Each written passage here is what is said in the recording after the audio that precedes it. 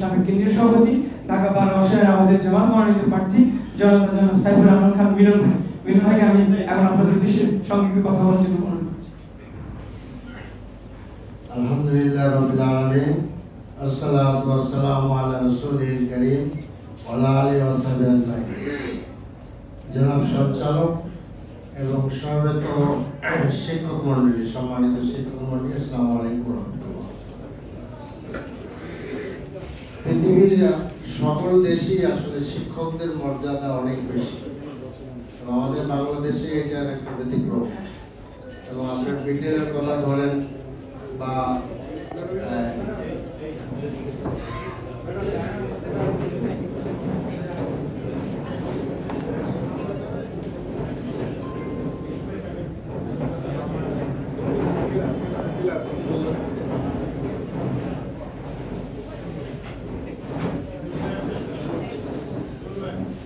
বলছিলাম যে পৃথিবীর সকল দেশেই শিক্ষকদের মর্যাদা অনেক বেশি এবং তাদের সামাজিক মর্যাদা বেশি এবং বেতন ভাতা ইত্যাদির মূল্যায়নও বেশি। তো এর ব্যতিক্রম আমাদের বাংলাদেশে, এর পরিবর্তন ঘটাতে হবে। শিক্ষকদের মর্যাদা যদি জাতি দিতে না পারে তাহলে আমাদের ছেলেমেয়েরা কিছু শিখবে না। কাজেই আমার মনে হয় যে এর জন্য আমাদেরকে সোশ্যাল মোটিভেশন গড়ে তুলতে হবে যেন শিক্ষকদের মর্যাদা আমরা সমাজে প্রতিষ্ঠা করতে পারি। আর দ্বিতীয় কথা হলো, যেটা বলতে চাচ্ছি, যে দুর্ভাগ্যজনকভাবে আমাদের বাংলাদেশে যে সমস্ত খাতে বরাদ্দ কম তার মধ্যে শিক্ষা খাত অন্যতম। শিক্ষা এবং স্বাস্থ্য, আমরা সুযোগ পেলে, আমরা আগেও বলেছি যে শিক্ষা খাতে ব্যয় বরাদ্দ আমরা বাড়াবো ইনশাআল্লাহ। তৃতীয় যে কথাটা বলতে চাচ্ছি সেটা হলো যে আপনার শিক্ষকদের মর্যাদা আসলে বই পুস্তকে লেখা তো এগুলো প্রতিষ্ঠা করা যাবে না।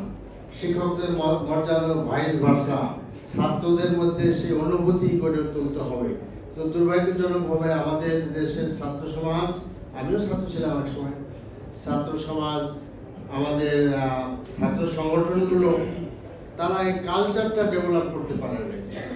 শিক্ষকদের সাথে নানা রকমের আপনার দুর্ব্যবহার করা হয়, সেটা আমরা অনেক সময় দেখি, সোশ্যাল মিডিয়াতে দেখি, পত্রপত্রিকায় দেখি। এর জন্য একটা আন্দোলন করে তুলতে হবে। এরপরে যেটা বলতে চাই সেটা হলো যে আমাদের দেশের এই যে লেখাপড়া, স্কুল, কলেজ, বিশ্ববিদ্যালয়ে যে লেখাপড়া, এর প্যাটার্ন চেঞ্জ করতে হবে। আমি বুঝাইতে পারলাম কিনা জানি না, কিন্তু আমার বড় মেয়ে থাকে ইংল্যান্ড, ইউকেতে, ওর বাচ্চারা স্কুলে পড়ে। বড় নাতনি আমার আলহামদুলিল্লাহ সে অক্সফোর্ডে এবার ভর্তি হয়েছে, আমি গিয়েও ছিলাম ওর সাথে অক্সফোর্ডে। সেখানকার পড়াশোনার প্যাটার্ন সম্পূর্ণ আলাদা, আমাদের দেশের পড়াশোনার প্যাটার্ন সম্পূর্ণ আলাদা।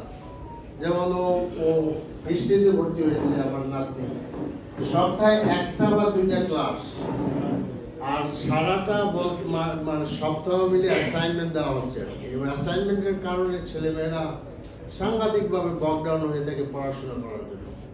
কিন্তু আমাদের স্কুল, কলেজ, বিশ্ববিদ্যালয়গুলোতে পড়াশোনার সেই প্যাটার্নটা সেরকম নাই, যার ফলে নানান কাজে লিপ্ত হয়ে পড়ে ছেলেমেয়েরা। তো এরপরে যেটা বলতে চাই যে আমাদের এখনো পর্যন্ত যে সামাজিক নর্মস আছে এবং আমাদের যে শিক্ষকদের মর্যাদা আছে, আমি মনে করি যে সব সময়ের জন্য এবং আগামী নির্বাচনের জন্য শিক্ষকদের ভূমিকা অনেক বেশি। এবং আমি আপনাদের মধ্যে কেউ প্রিজাইডিং অফিসার হবেন এবং কেউ, আপনি কলেজের সময় তো প্রিজাইডিং অফিসার হয়, প্রিজাইডিং অফিসার হয়। কাজেই জাতি যেন মানে কোনো দুর্বৃত্ত যেন আপনাদের হাত দিয়ে কোনো অন্যায় করাতে না পারে, যে আপনাদেরকে উপরে দায়িত্ব, জাতির এই বিরাট দায়িত্ব আপনাদের উপরে। গত 17টা বছর আমাদের জাতিকে ধ্বংস করে দেওয়া হয়েছে, আর যেন সেই ইতিহাসের পুনরাবৃত্তি না হয়।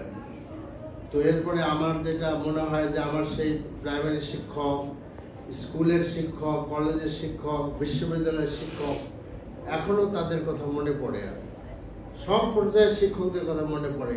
আমার তো মনে হয় যে আমি তাদের কাউকে যারা বেঁচে আছে তাদের সামনে দাঁড়াইলে এখনো আমার মাথা নত করেই দাঁড়াইতে হবে, হওয়া উচিত তাই। তো কাজেই আমরা সেই জিনিসটা করতে চাচ্ছি। সেই জন্য আমাদের কারিকুলামে চেঞ্জ আনতে হবে। একটা শিক্ষা ব্যবস্থার উদ্দেশ্য শুধু এটা হতে হয় না যে অ্যাকাউন্টিং আমি শিখে বের হয়ে যাবো। No, this is not the মানে অনলি থিং। তাহলে একটা ছেলে মেয়ে তো অন্য জায়গায় অ্যাকাউন্ট শিখতে পারে, সেই স্কুল কলেজ বা বিশ্ববিদ্যালয় কেন আসবে? সেই জন্য নৈতিক বোধ আমাদের ছেলে মেয়েদের মধ্যে গড়ে তুলতে হবে। দেয়ার শুড বি আপনার chapter along with the academic আপনার একাডেমিক লেসন, যেখানে আমাদের ছেলেমেয়েরা নৈতিক শিক্ষা পাবে। নৈতিক শিক্ষা যদি না পায় তারা স্কুলে এবং কলেজে বিশ্ববিদ্যালয়ে উচ্ছৃঙ্খল হবে, ঠিক তেমনি ভাবে সমাজেও তারা উচ্ছৃঙ্খল হবে, পরিবারে উচ্ছৃঙ্খল হবে। কাজে তাদেরকে শিখাইতে হবে বাবা মায়ের কি ভূমিকা, সমাজের শিক্ষকের কি ভূমিকা ইত্যাদি।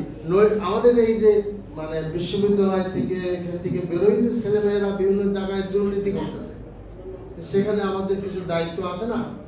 কাজে শিক্ষা ব্যবস্থার একটা পরিবর্তন আনা জরুরি। আমি কথা লম্বা করতে চাই না, শেষ করতে চাই।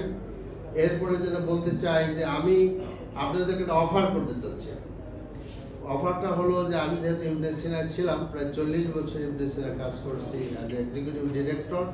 সমস্ত কাজের ইট পাথরের সাথে আমার সম্পর্ক ইবনে সিনা এখনো আছে। সাধারণভাবে বলতে চাই, if you are need any assistant, please let me know, আমি আপনাদের পাশে থাকবো।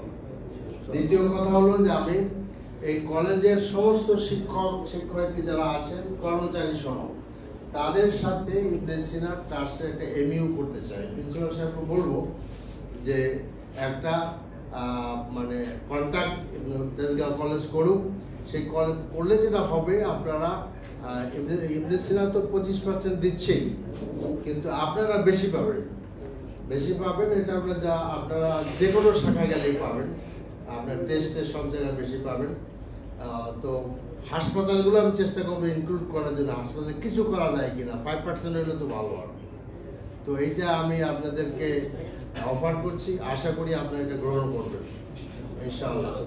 আমি আর কথা লম্বা করতে চাই না, কথা আমি শেষ করতে চাই। আমাদের যে দেশ, এই দেশটা সবার, এই দেশটা কোনো পার্টির না, এই দেশটা কোনো ধর্মের না,